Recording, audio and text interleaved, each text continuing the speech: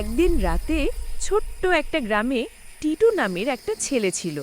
সে অনেক সাহসী। এক রাতে টিটু বাড়ির পাশে পুরনো বটগাছের নিচে গেল।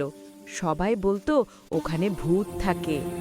হঠাৎ হুস করে একটা আওয়াজ, একটা সাদা ভূত উড়ে এলো। ভূত বলল, আমি ভূত, আমি তোরে ভয় দেখামু। টিটু হেসে বলল, তুমি ভূত? তাহলে মোবাইলে সেলফি তোলো দেখি।